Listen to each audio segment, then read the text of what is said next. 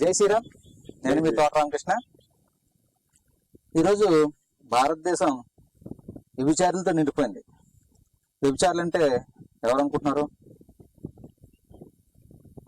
డబ్బుల కోసం మానాన్ని నమ్ముకుని బతికే ఆడదాన్ని వ్యభిచారిగా చాలా మంది చూస్తుంటారు, నీచంగా చూస్తుంటారు.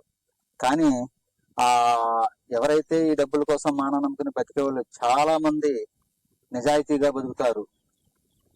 చాలా మంది ఒక సంసారాన్ని పాడు చేయడం వాళ్ళు చూడరు, ఒక సంసారాన్ని పాడు చేయడం చూడరు. వాళ్ళు ఏదో కొంతమంది చేతిలో మోసపోయి ఏది చేయని స్థితిలో ఏం చేయరు అర్థం కాక ఈ చేసే పనులు వ్యభిచారం పనులు తప్పించి వాళ్ళు కావాలని వ్యభిచారం చేయరు. వారికి ప్రజల్ని నాశనం చేయడం ఉద్దేశం చాలా మందికి ఉండదు. 100% మంది ఈ వ్యభిచార వృత్తిలో ఉన్న ఆడవాళ్ళు చాలా మంచి వాళ్ళు ఉంటారు. వాళ్ళని వాడుకుని చాలా మంది బాగుపడి చివరికి వారు చనిపోయే స్థితిలో ఏదైతే వీరు సంపాదించిన డబ్బులన్నీ ఒక వ్యక్తిని ప్రేమించి నమ్మి ఇలాగ దారిపుస్తున్న సందర్భాలు చాలా ఉన్నాయి. అయితే ఈరోజు వ్యభిచారులు అంటే మీరు వ్యభిచారులతో భారతదేశం నిండిపోయింది అన్నాను కదా. అది భారతదేశ వ్యభిచారులు ఎవరంటే ఎర్రకండువాలు వేసుకుని తిరిగే ఈ సన్నాసిగాళ్ళు.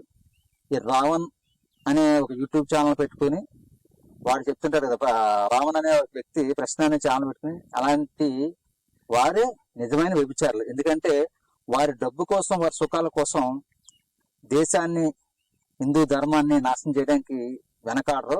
హిందూ ధర్మం గురించి ఎవరైనా మాట్లాడినా, హిందూ ధర్మం గురించి ఎవరైనా ఏదైనా పని చేసినా వాళ్ళని కించపరుస్తూ చేస్తుంటారు.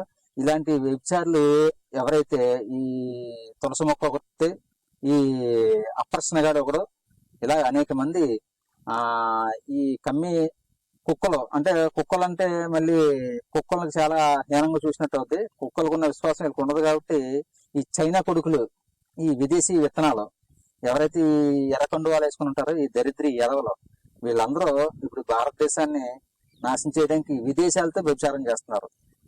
నిజంగా వ్యభిచారం అంటున్న వాళ్ళు ఎవరైతే ఉన్నారో వాళ్ళకి గడవక పట్టుకూటు కోసం చేస్తే, వీళ్ళు కష్టపడి పని చేయలేక వీళ్ళ సుఖం కోసం, వీళ్ళ డబ్బుల కోసం, వీళ్ళ అవసరాల కోసం భారతదేశం నాశనం చేస్తున్నారు.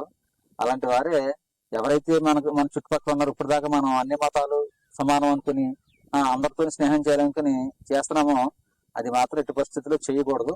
ముఖ్యంగా హిందువులు ఇక్కడ ఈ నీచ కమ్యూన నికృష్టిగాలతో అసలు మనం స్నేహం చేయకూడదు. మన హిందువులు, మరి హిందువుగా నువ్వు బతుకుతున్నావంటే, ఈ భారతదేశాన్ని నువ్వు ప్రేమిస్తున్నావంటే ముందు వ్యతిరేకించాల్సింది ఈ విదేశీ మతాలను కాదండి. ఈ విదేశీ మతాలకి ప్రోత్సాహం ఇచ్చే ఈ ఎర్ర కమ్యూనా కొడుకులు, ఈ నికృష్టులు, వీళ్ళైతే ఎవరైతే ఉన్నారో వీళ్ళ భావజాలంతో ఉండే ఏవైతే యూట్యూబ్ ఛానల్ ఉన్నాయో, ప్రశ్న, తులసి మొక్క, ఇలాంటి ఛానల్ ఉన్నాయో, వీళ్ళందరినీ మనం వాళ్ళ వీడియోస్ చూస్తున్న హిందువులందరూ వాళ్ళని అన్సబ్స్క్రైబ్ చేయండి.